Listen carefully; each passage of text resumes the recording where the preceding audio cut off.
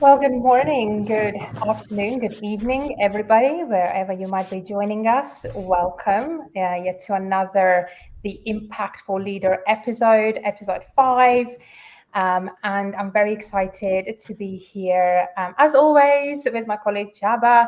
And today we also have a very exciting guest with us, who I'm also going to allow to introduce himself in just a moment. But just to make sure that everyone can see us, can hear us okay, please make sure you drop us a hello in the chat. Let us know where you're dialing in from. As always, the chat will be open, will be monitored throughout the session. So please drop your comments in here and any questions, any comments, any reflections as we go through the topic. And good afternoon to you, Ollie. Thank you for being here. And as always, we will be picking up those questions and those comments and reflections as we go through the topic, because we do appreciate that. We might have our own experiences with the topic, but at the same time, you know, this is a professional network. Many of you are engaged very actively, practically engaged in this topic. So we will be just as excited to hearing from all of you with your experiences and how you've journeyed through the topic of strategy. And it is a pretty big topic. So, you know, I'm not going to have any larger and longer introductions as this, as I'm very excited to kind of keep going. And so, as always, my name is Baiba Jig, and I'm the founder of Impulsum. And we measure, we optimize the quality of your workplace culture, of your team dynamics and leadership practice. So when it comes to strategy, it is definitely one of the top topics that we engage in and what we talk about. And I'm here as always with my colleague Chaba. It's lovely to be here again. My name is Chaba. I'm the founder of ICQ Global and the ICQ Global Academy, and we specialize in measuring and optimizing the biomarkers of high performance in teams such as psychological safety, motivational drivers, and cognitive diversity. The three invisible forces that make or break a team. Fantastic. Thank you. A pleasure to have you here, as always. And as I mentioned, we have a very special guest here today, Jeroen, who has joined us from the Netherlands. And Jeroen has got a very active, very large voice here on LinkedIn. He's very practically engaged in the topic of strategy. If I'm not mistaken, he's actually written 7 books on the topic of strategy. So I'm sure he'll have a thing or two to say today, and I'm definitely very excited to learn from him. Jeroen, please correct me if I said anything wrong. No, yeah, I don't know about the 7. I have to count, but at least a number of them. Thank you for this introduction. And indeed, I'm a strategy person. That's the kind of the briefest summary that I can give. First half of my career in academia, so as a researcher, as a professor, and then went to the other side, if you like, more to the practical side as a consultant, as a mentor, an author, trainer, educator. There's a lot of different roles, but I'm always around one topic, and that is strategy development, and also strategy implementation. And since, as you already referred to, I think it's now like 2 years, very active on LinkedIn with a growing followership, which is nice because I can spread the word and have a bigger impact than I would otherwise have. And maybe one last addition, it's the company I started last year, Strategy Inc., strategy.inc, which is of course a strategy related company where I think the theme and the discussion of today, especially on the human centered focus on strategy, is the core of what we do. So we train other consultants. We're getting into consulting like after the summer. We've built a community where like-minded people join, and we're kind of building a few more initiatives on also having strategy competences in organizations. So for managers, team leads, because I think strategy is a competence that I would say everyone needs personally for your own career, for your life, maybe for your team, your department, your unit. So lots of ideas and plenty of work for the next decade, probably. That's what I'm currently at. Love it. Thank you so much for that introduction. And I love how you finished it saying probably some work for the upcoming decade or so. I think when it comes to the strategy work, it's kind of never ending and it's always evolving. And so, our approaches, our strategies evolve as well. I think that's what it makes it so exciting.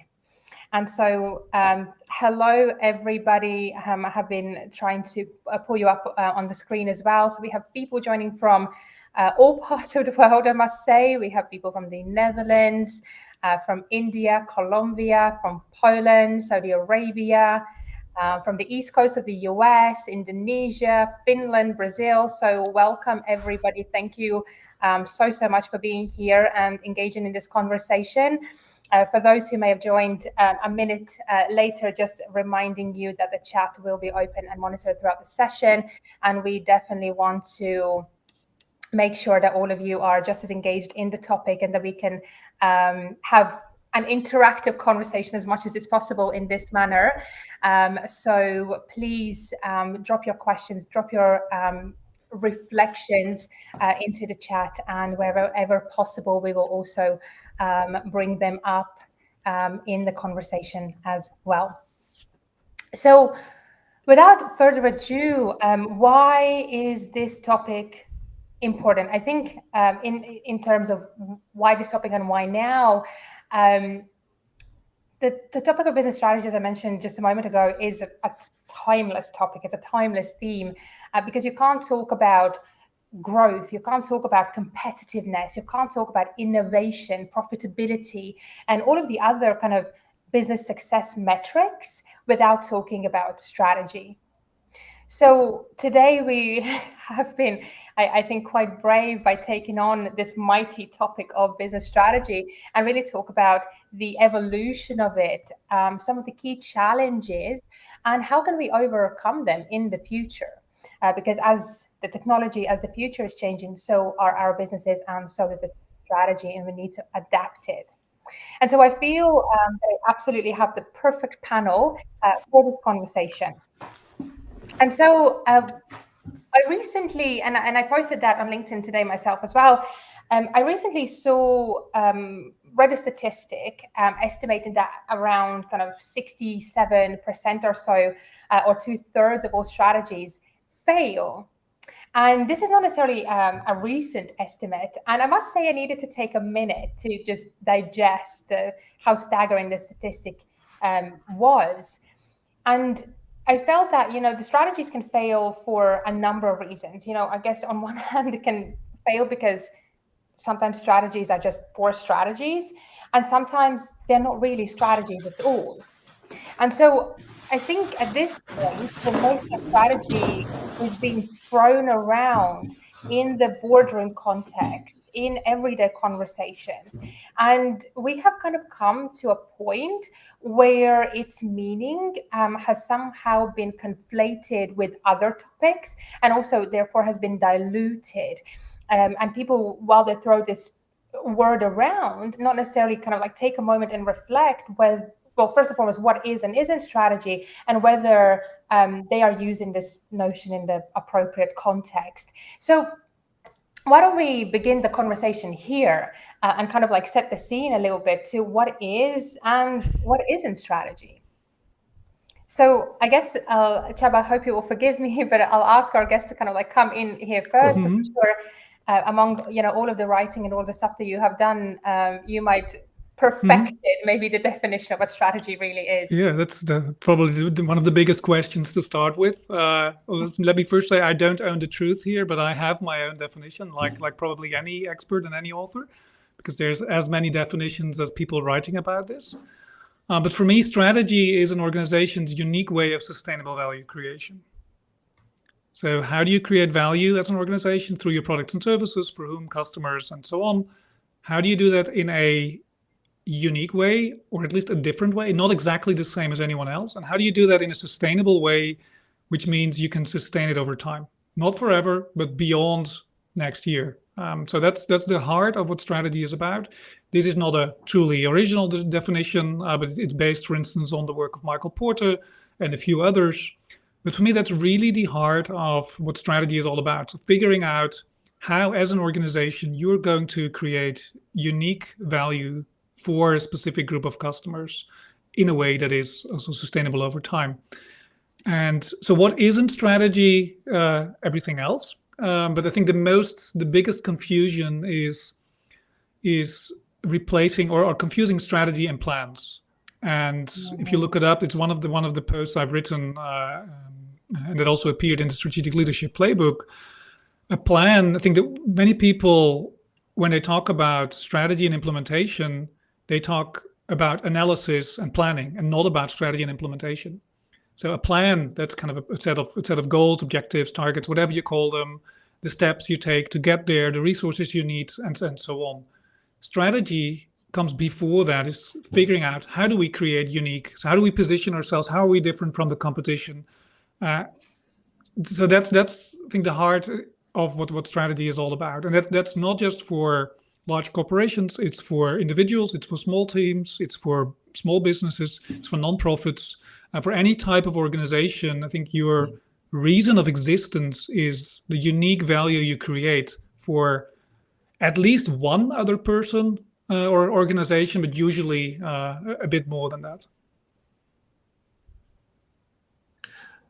I think it's, you were right when you talk about diluting the field or the term itself. It's very similar to like the diversity and inclusion field, that a lot of people use big words, but they don't necessarily have the expertise or the tools to make the situations better.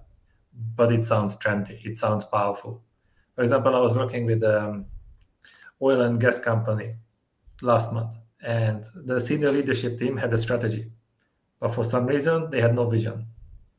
They couldn't formulate it. So that's probably not a real strategy. And often, for example, I think people confuse strategy with tactical decisions, and tactical wins can lead to strategic losses. And that was another example 2 months ago when I was working with the senior leadership team of a big German company, and the CEO was there. And he really tried to deny reality because he wanted to feel powerful for the next 1 hour. But the price of that was really high because some people are going to leave that team. So he had two options: embracing reality or denying it. And without strategy, without having the kind of self-awareness and leadership skills to implement it, nothing is going to happen.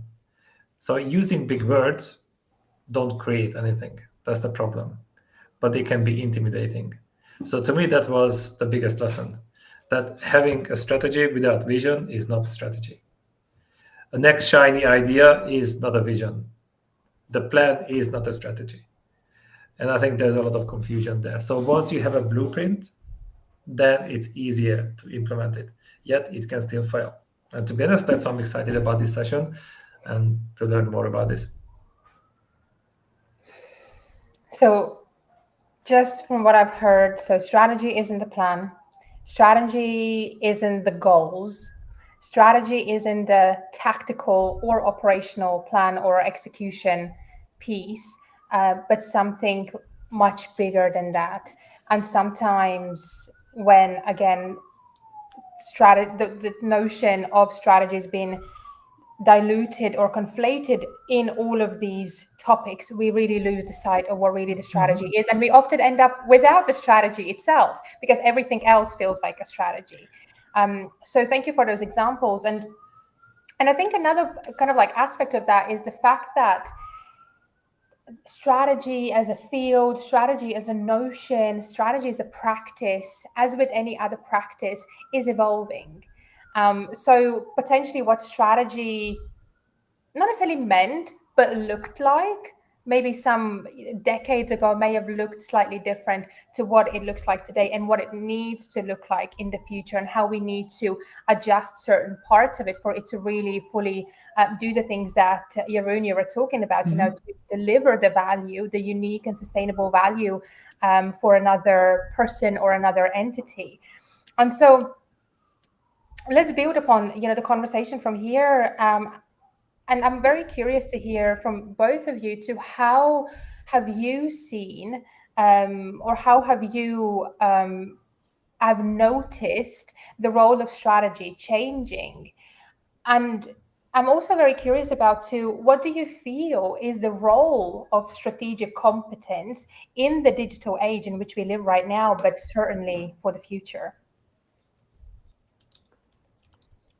You want me to start, or? Please go for it. Yeah, maybe to start with, I think strategy has not at all changed as much as it should have. And the interesting thing that not so many people know, if you look back like 50 years, the early 70s, that's where kind of the term strategy became popular. Before that, it was called business planning. If you look in the journals, until early 1970s, it was business planning. And that's the idea that you can analyze and then predict and kind of carefully plan the future of the company. If you read articles from 50 years ago, it's all about, hey, we are living in this uncertain, complex, dynamic world.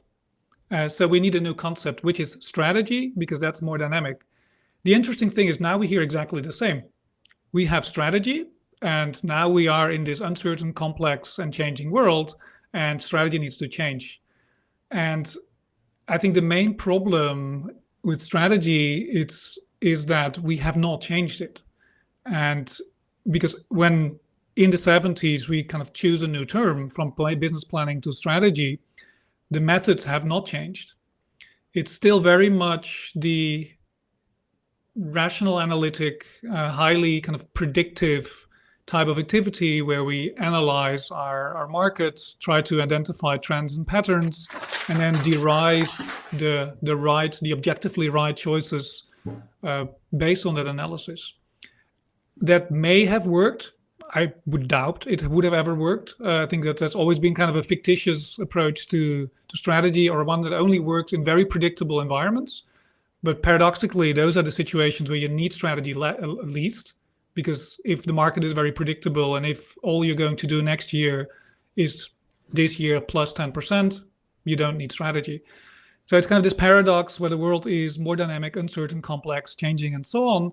That's where we need strategy. And then we very strongly still focus on the traditional methods, the analytical approaches to strategy, the long term, where there's a lot of emphasis on analysis and then developing a extensive, long, impressive plan with 200 pages and lots of figures and numbers, and then develop a complex project planning with projects and programs and portfolios and so on.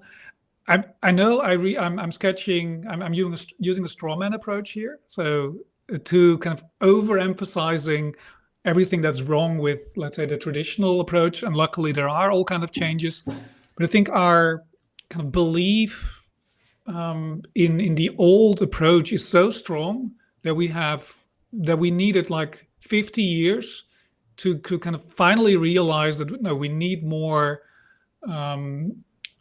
adaptive approaches, more practical approaches, more short cycle approaches, more human-centric approaches, and so on. But I think we're still just in, like, for a couple of years in that change. Maybe I'll just pause here and give Csaba also the floor to add to this. It seems like that there is the pattern, because in our field, which is the data-driven leadership and team development and cultural intelligence, it's exactly the same problem. That they don't realize that the world completely changed and new challenges require new solutions. And the power of habit is really, really strong. Because often people believe that something feels familiar, something is popular, then probably is still the best solution. No, it used to be designed for specific circumstances, but that changed. So it might not be the best one anymore. And that's exactly what the statistics are showing as well, because employee engagement is plummeting and the burnout rate is skyrocketing, even though companies spend insane amount of money on employee engagement and leadership development programs, which is not ideal. And that's the problem with that. And I read an article about, I think it was in the Harvard Business Review, that even though everybody talks about strategy, 85% of the leaders spend less than 1 hour talking about it. Less than 1 hour a month. And 50% of them say nothing. So if it's so important, you put it on the website, how come you do nothing about it? And this is what we call the dark triad of future risking solutions, because they use something. So they are in this rat race. They are using something that is familiar. And the dark triad is exactly about this, because one of the first members is the outdated and incomplete solutions. And this is pretty much what you described. Just because we changed the label, the packaging is still the same content, but the world changed. And then you have the guess and hope-based solutions, which sounds great because I just assume that that's the problem. So let's solve a problem that is not the real issue. So they don't get the outcome that they want. And then they also have the feels good, but makes no difference solutions. And I think we have plenty of those things. And in a way, this is what you mentioned. Because the thicker that document is, the more details we have about the strategy, the more certainty we feel, even though that's an illusion, even though it's in the drawer, but we did it. It's there. But you ask them, so what's your strategy? What's your vision? Just one sentence. I don't know. Then it makes it kind of difficult.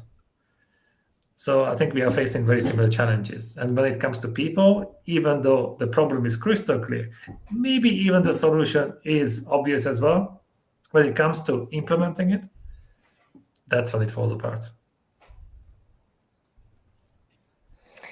And I'll pull up a couple of comments here as well as people are listening to this conversation. So Kumar is saying that strategy is about understanding your competitive advantage and creating your business around to creating unique value for your customers, which is very much echoing what we've been talking about. And Leife or Leife, apologies for mispronouncing your name, is also saying the strategy is the long-term layout and building of the core competitiveness of the organization and the construction of influence. Darren is asking, I guess it's a question, maybe it's a reflection point, but we can turn it in a question easily. And Darren is saying, it seems like strategy has become more reactive rather than focused. So I'm not too sure whether this is Darren's observation, but I think it's quite an interesting point. What do you think? Yeah, for me, those are two different things: reactive versus proactive, and focused versus like broad and kind of diluted. I'm not much sure whether it has become more reactive, and I think we're seeing lots of things that were already there for a very long time. Because as I described, the traditional approach to strategy is basically reactive or outside in, where you analyze what's happening and kind of derive what you should do as a company, which is reactive because the outside world dictates, and then the only thing you need to do is pick the right choice and follow the dictates of the environment. The focused part, so my own answer to this is a much more let's say an inside-out approach, which is kind of more proactive, more creative, and more focused, because rather than looking initially at everything that's happening around you in the world, in the region, in the industry, technology, politics, economics, so all of that, you can kind of completely, you get lost in the forest and in the uncertainty. Instead, I think the heart of strategy is look inside. Look at your organization, look at your people, look at the competences, which is, I can't remember the name of the person with the definition you put up, but it's kind of what's your competitive advantage, or at least what's your uniqueness? What is your unique skill? What kind of assets do you have? What competences, what resources as an organization? Because that's what you already have. That's your suitcase of equipment, your equipment, the stuff that you have built that no one else has, or at least only few others have. And if you focus strategy on let's say the more proactive, creative question, how can we leverage and use these unique assets, resources, competences in a way that makes sense, in a way that we create value for customers, in a way that we create new products, new services, then it becomes also more focused, because rather than chasing every possible opportunity in the outside world, which is endless, we have one strong anchor point, and that are our unique strength as an organization. And for me, that's what with every client, and whether we're talking about the training programs where we're training other consultants or with the consulting, that's where we start. Of course, we're not ignorant. I'm not ignorant. We look at the outside world, but not as a starting point. But let's first discover who we are. What do we want as a group of people? What's our identity? What are our resources, our strength? And that gives you so much, such a solid basis for anything else. It's a good filter because you can easily ignore a lot of the trends around you because they're not relevant for what you can do as a company. You are not obsessed about looking at competition and best practices and following them. No, you have a much more authentic, let's say, identity-driven approach to strategy, which is, in a sense, more proactive and more focused than the alternative. And you raise a really good point around the reactivity, because reactivity in some ways also talk about adaptability. Not always, but it potentially can talk about adaptability and flexibility. And I think kind of somewhat chaos that we perhaps practically see in some of in the context of strategy within organizations not necessarily can be equaled with being reactive. Because if we create a strategy and then scrap it, then create a plan that we call a strategy and then scrap it, and then create something else that we call a strategy and scrap, that's not necessarily being reactive or flexible. That's again further diluting the value of strategy and further confusing, your workforce, your people, your customers about what's really happening within the organization.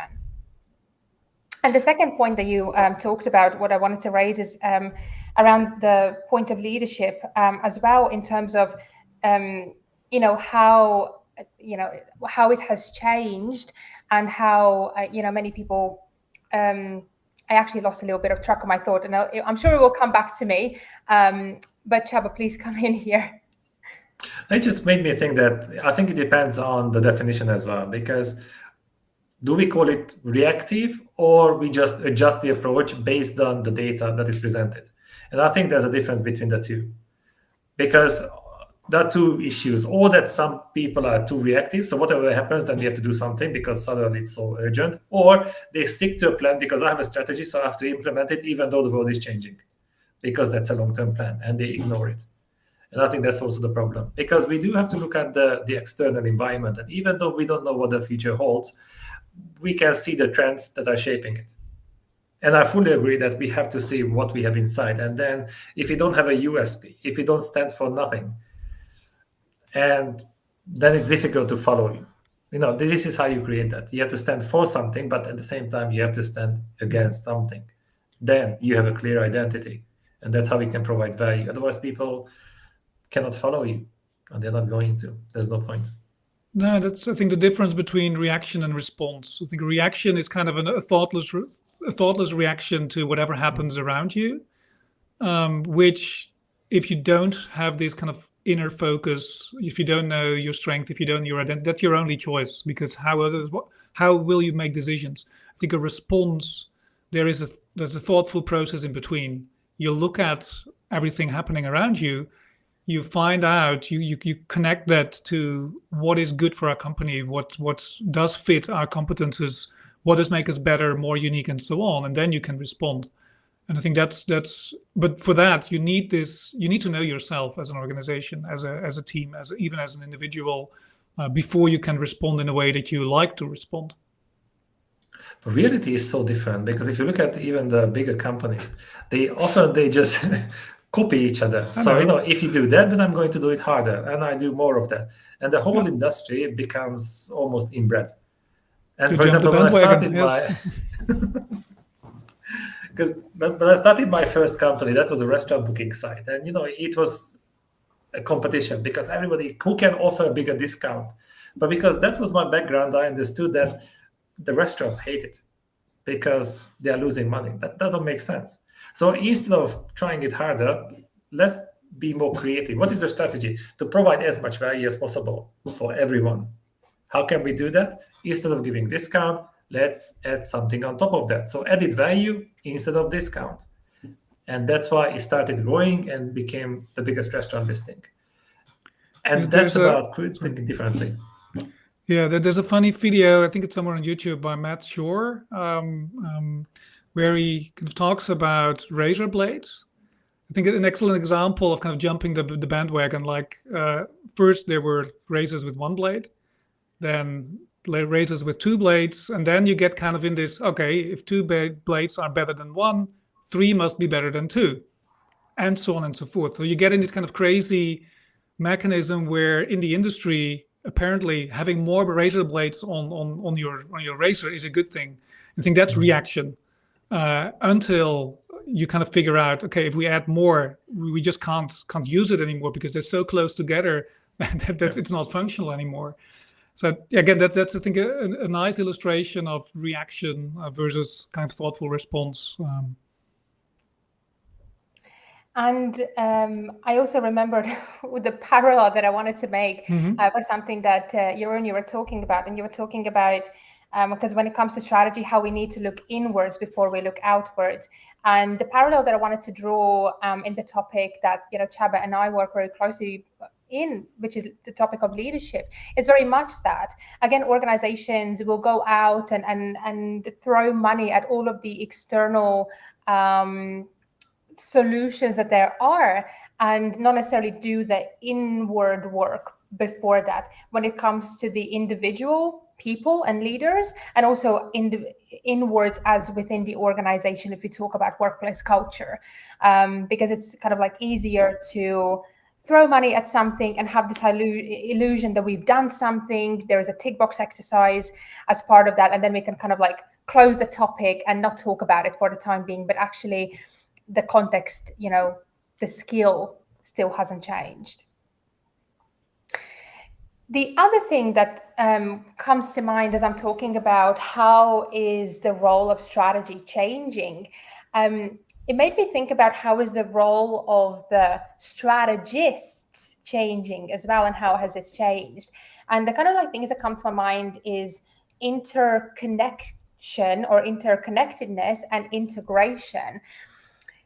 Because if we look at the strategist, person providing strategic advice or consulting, and how has that evolved, often we have so-called strategists. And what I mean by that here is we have marketing and digital technology strategists. We have data science and insights strategists. And so what this shows, the kind of like evolution that this, I guess, alludes to, is how strategists are now expected to wear multiple hats.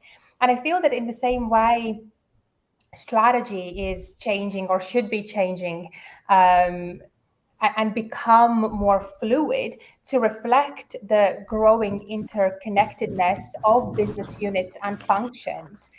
And the challenge of this shift is the often absence of a clear direction in some organizations, which is, partially what we've been, talking about. And the kind of example that came to my mind is, for instance, Tesla. And this is perhaps not a great example, but just example in terms of, how many potential business directions or business channels there are underneath one umbrella. So is this an automotive or car manufacturing company? Is this a data company? Or perhaps is this a lifestyle brand? And if it's all three, what does the strategy need to look like? And how do we not dilute the organization, the value of the organization, the value proposition of the organization as we do, all of the things? Mm-hmm. And so that clarity in direction, I feel is very important when it comes to aligning those objectives, those goals, and also chopping them up in much smaller components so that we have that flexibility and agility built in, and that we can account for disruptions and changes that come at us at a much more frequent pace than it used to. What I found quite interesting as well, Jeroen, that you're talking about at the very, very beginning, was how the term and notion strategy has actually evolved from the term of business planning.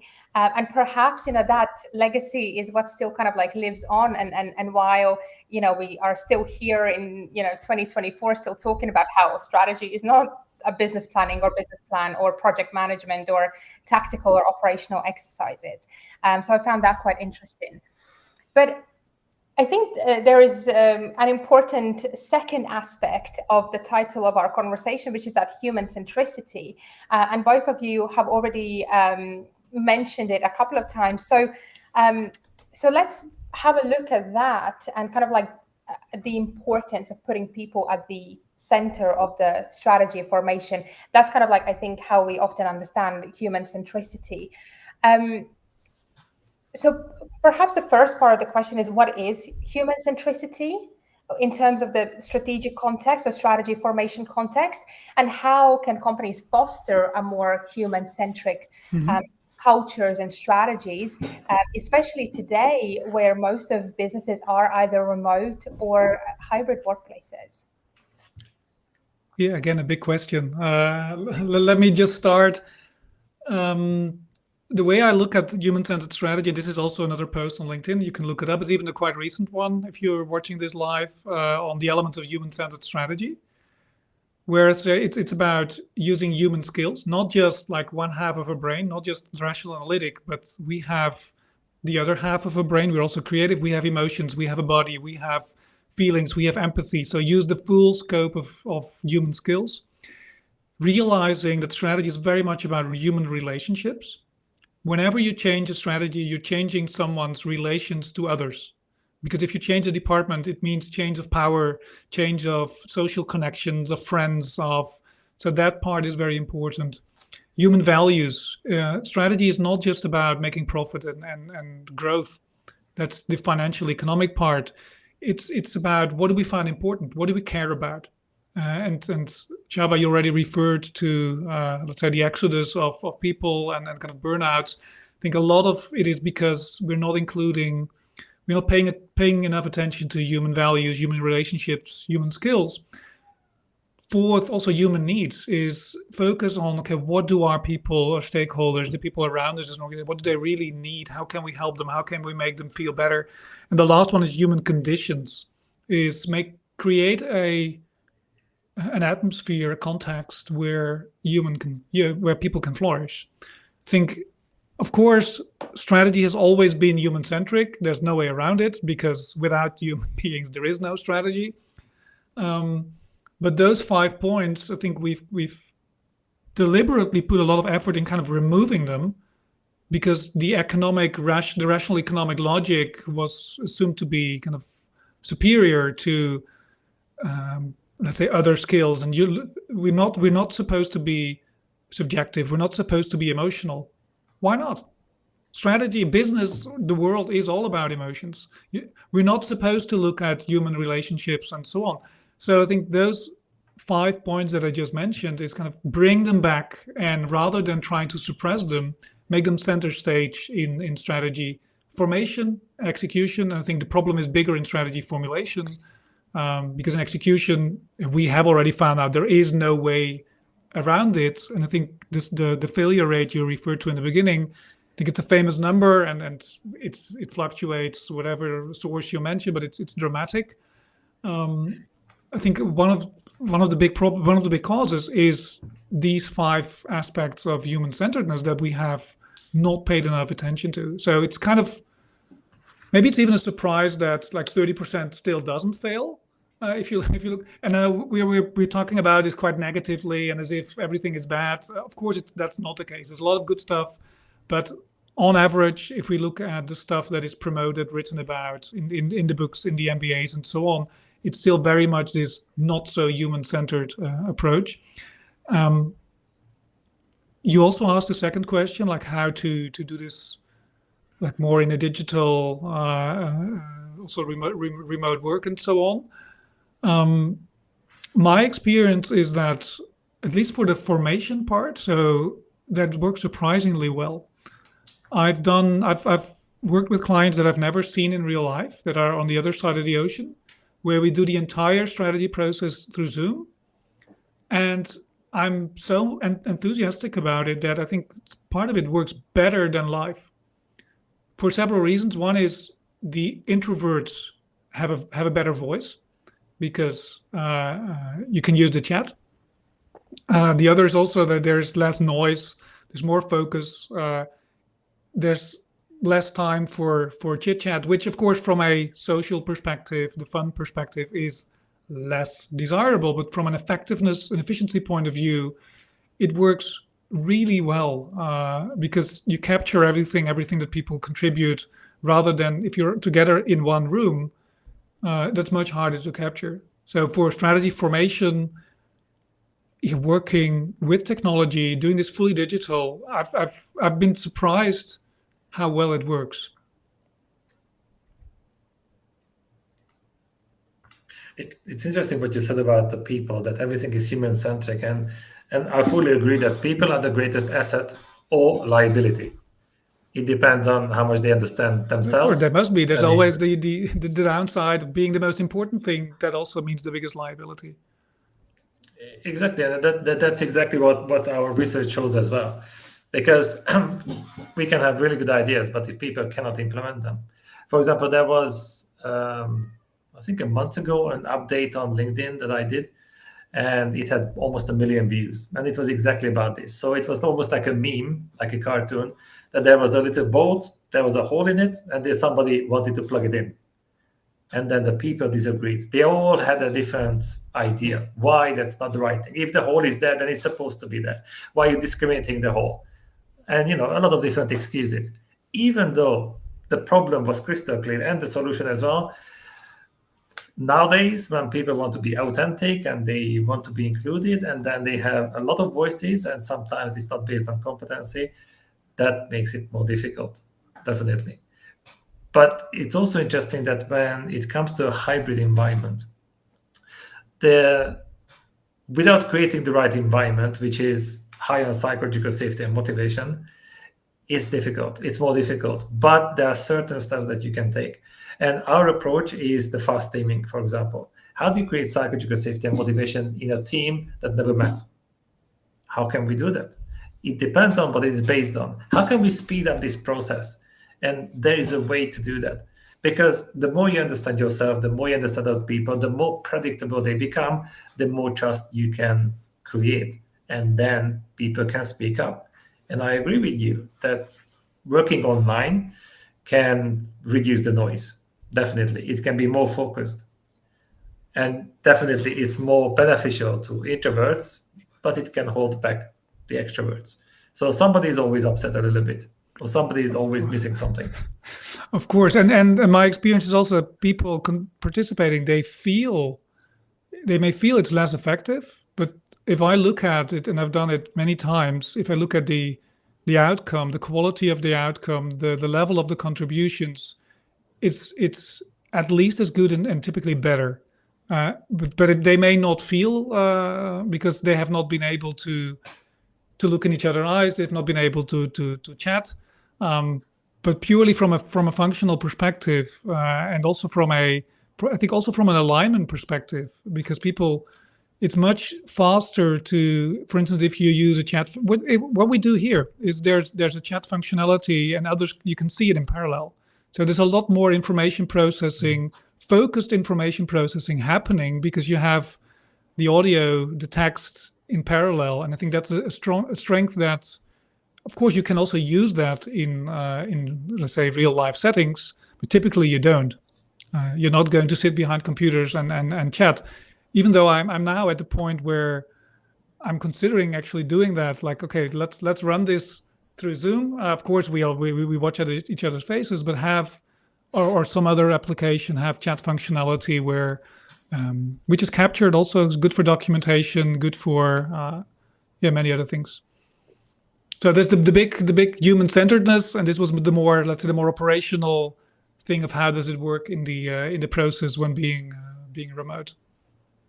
Was it a Harvard Business Review research where they asked the leaders what is the number one reason why the strategy fails?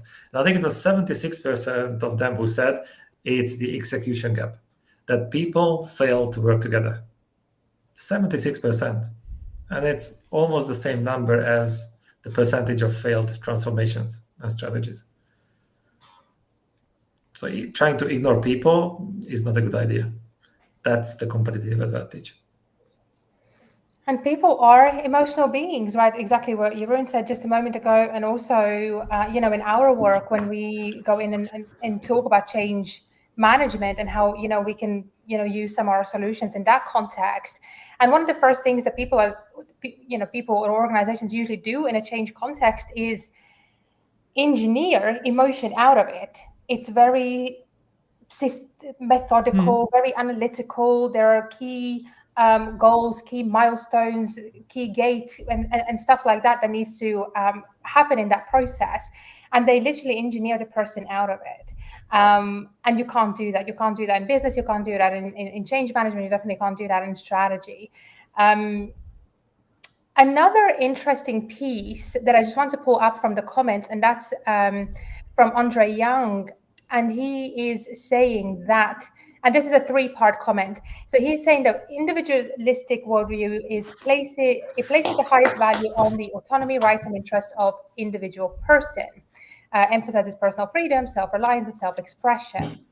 Human-centric worldview centers the belief of human beings are the most important valuable entities in the world, and places strong emphasis on collective human well-being, relationships, and development. And then the last piece, the life-centric worldview, extends its concerns and ethical considerations beyond human to encompass all living beings and the environment. And it acknowledges the interconnectedness of all life forms and emphasizes the need for harmony and balance. And thank you, Andre, for this 3-part comment. I find it quite interesting because it makes me think about a post that I saw probably about a year ago by Sabrina Meherali, who with her colleagues at Pause and Effect raised the question of human-centered design and how it is something that many of us have come to view as an empathy-led approach to problem solving, to design, to strategy. But it begs the question, first and foremost, which humans do we center, and why only humans? So she proposed with her team a relational design, which perceived humans as part of a relational web or an ecosystem, with every element in this ecosystem carrying equal importance and contributing to this holistic well-being for not just the existing participants and generations, but kind of like for generations to come. And I talk about generations here because this concept and this ideology, or rather this framework, has been developed with, it's not a new framework, there are other frameworks that are similar to this, but it's been developed with the indigenous ideologies and practices in mind, which is also quite interesting. And this relational design also informs, the manner in which we engage with one another and with our outer environment or with our external environment. And so through this framework, we shift away from the transactional relationships and seek to build connections, respecting the agency and dignity of each of those components within this ecosystem.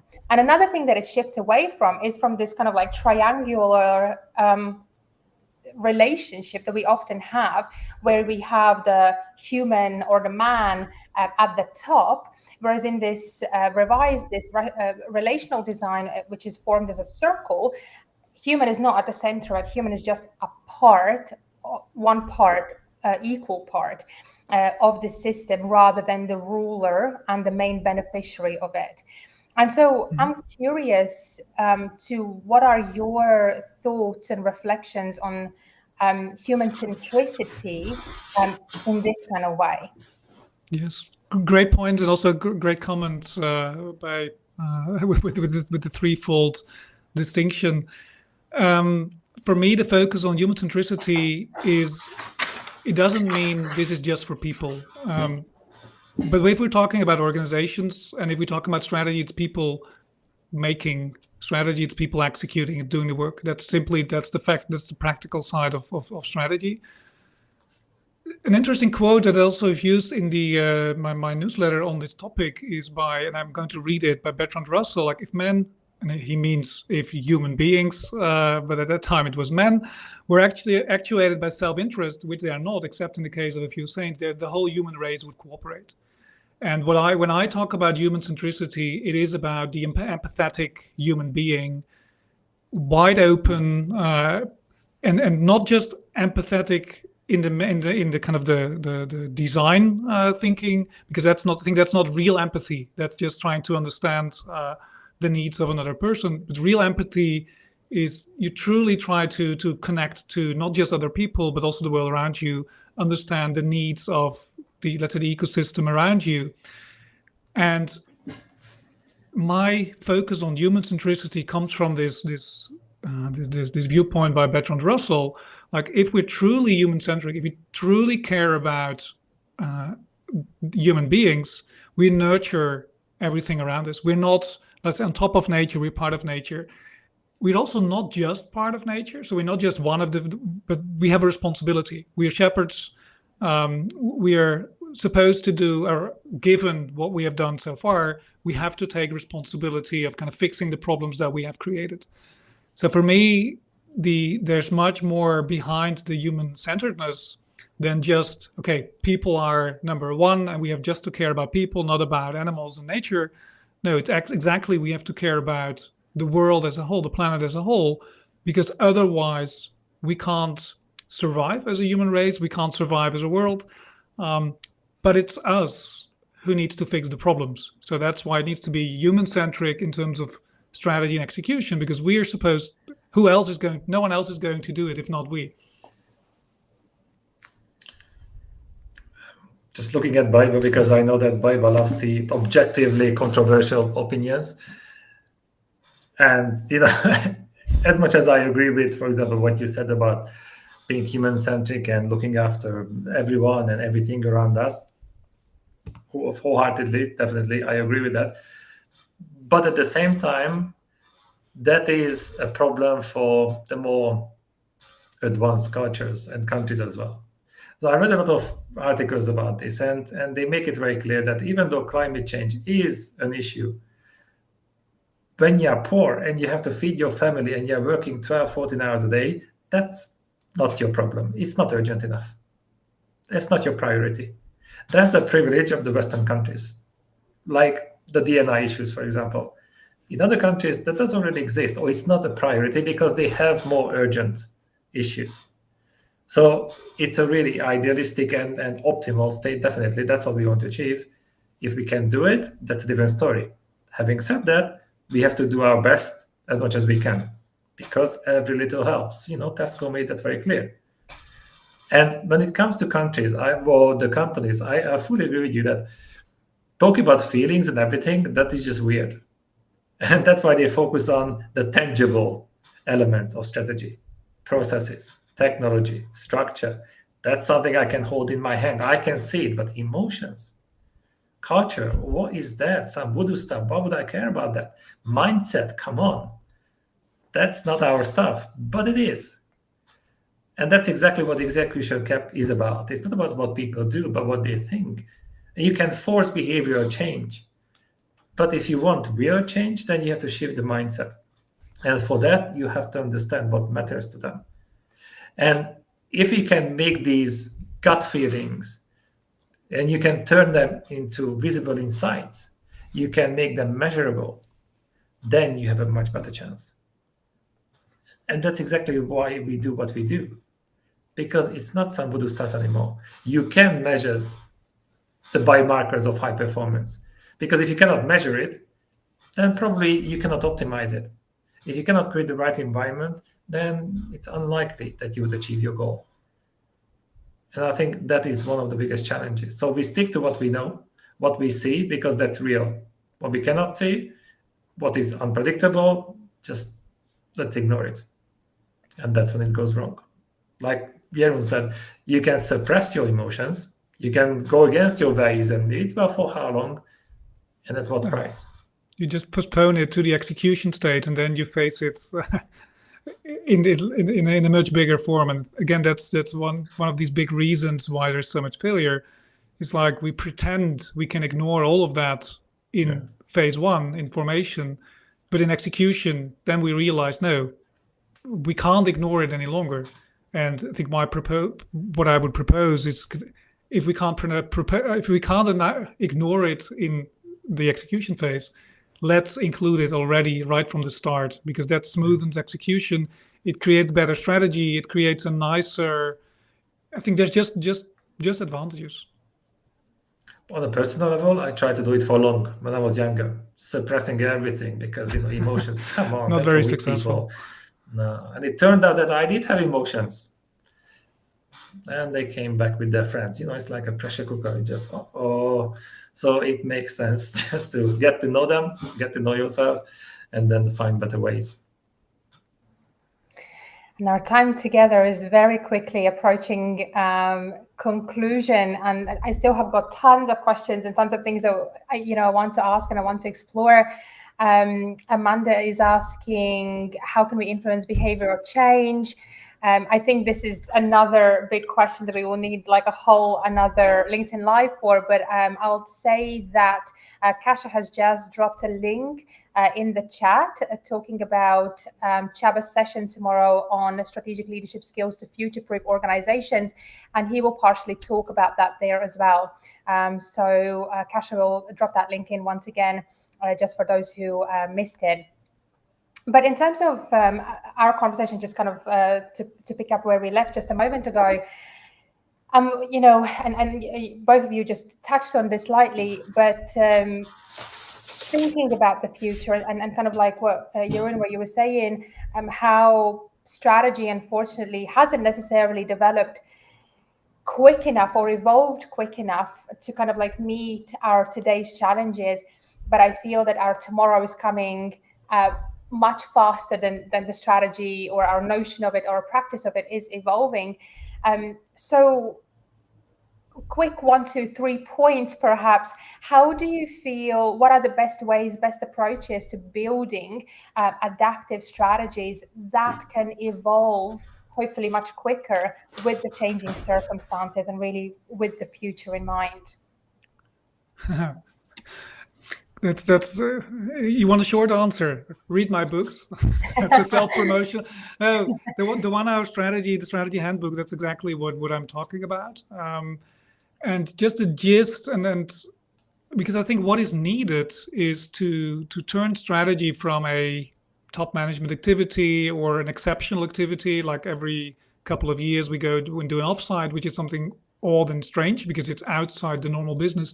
Turn strategy into a normal business process and an organizational wide business process, where at every level, from let's say employee, mid-management to top, you have one framework where people learn how to think strategically about their job, their team, their function, their process, their department, and so on.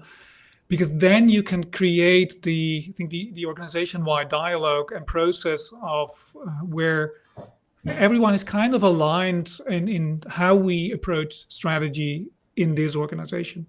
And for me, the tools are the 6M framework or the strategy sketch. That's what I've created them for. But it's have to have one common way of talking, thinking, analyzing strategy at the team level, at the business level, at all the levels, and align the conversation between these levels. I think once you have that, you've built that as a process. So the answer is much more in creating a strong organization-wide strategy process.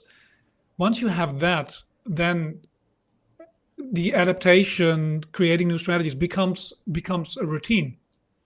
So it's build the process first, and then you're ready for, say, any new change, because you're built as an organization to adopt new strategies, to create new strategies, to adapt, to change, and so on and so forth.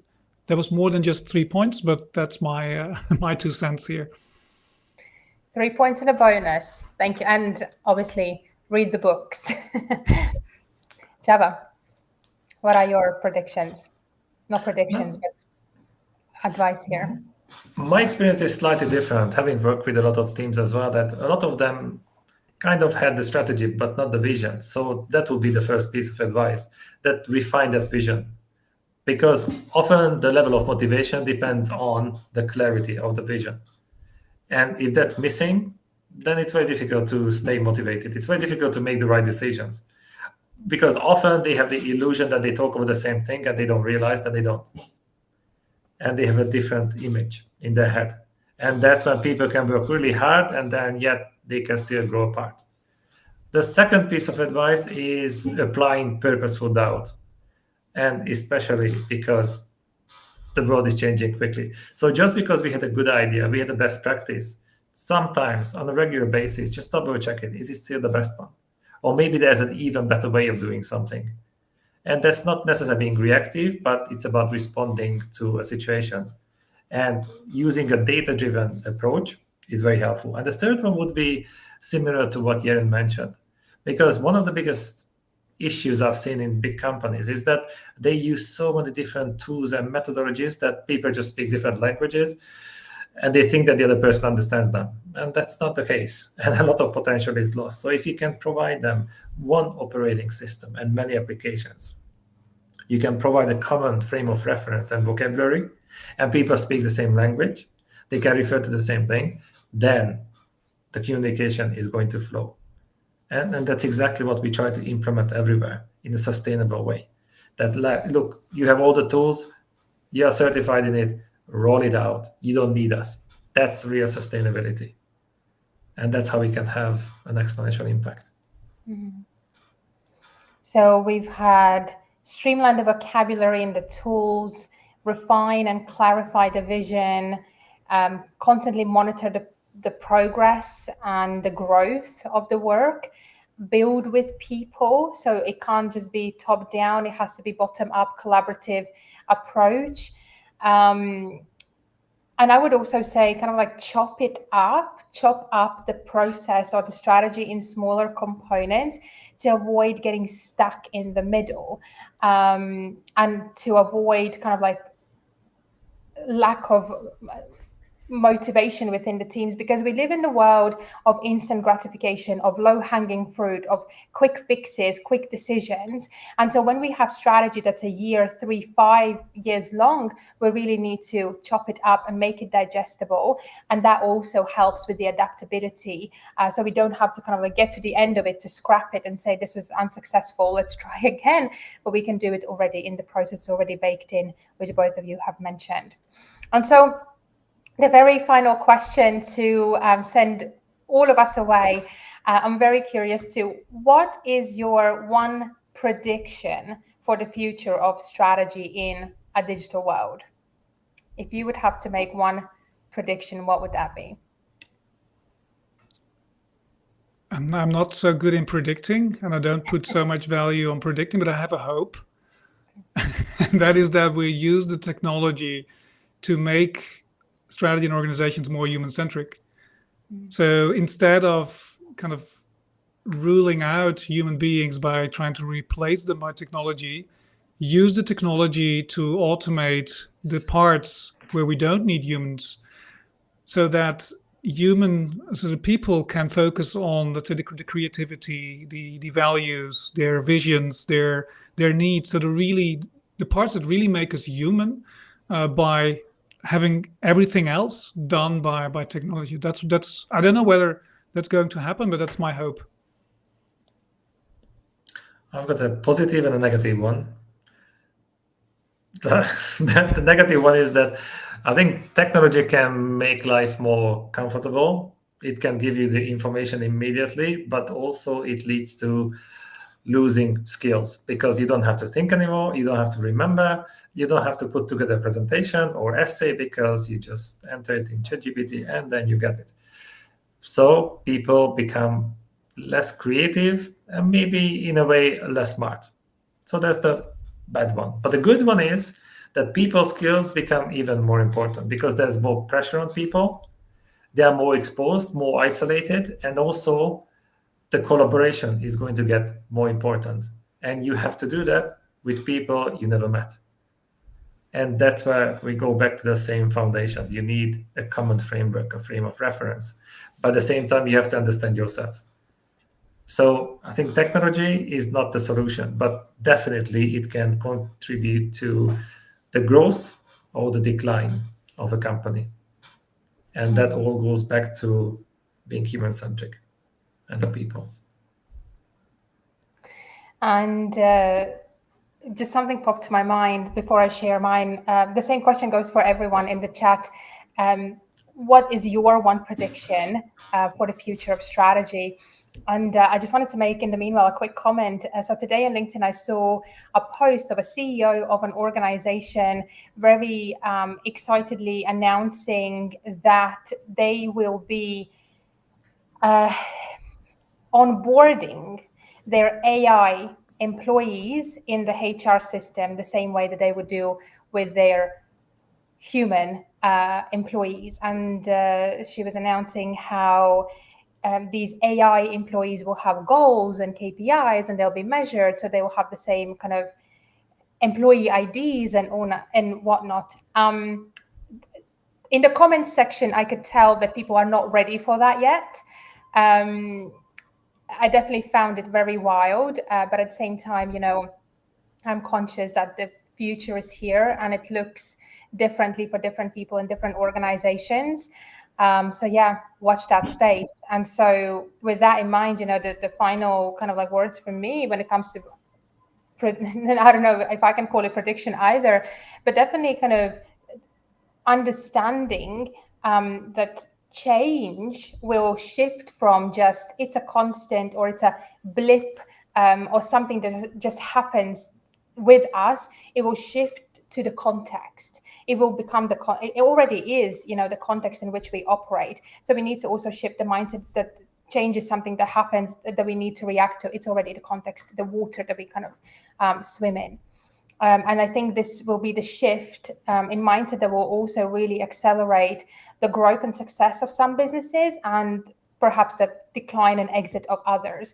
And so really appreciating and understanding that and implementing that in the strategy, I think is also really, really important. I think Elon Musk is working on it already now, accelerating this process, blurring the line between human and AI, implementing those microchips. So, maybe in 5-10 years, what do you mean by human? Pure human or updated version? Someone one of our watchers, one of our attendees here is saying that at some point we will all be managed by AI. That's a very we become one worldview. Well, thank you so much for everyone who joined us, for all your participation and engagement in the comments. It's been really interesting to reading. I will go back to actually read everything that you have said as they have been going very quickly here.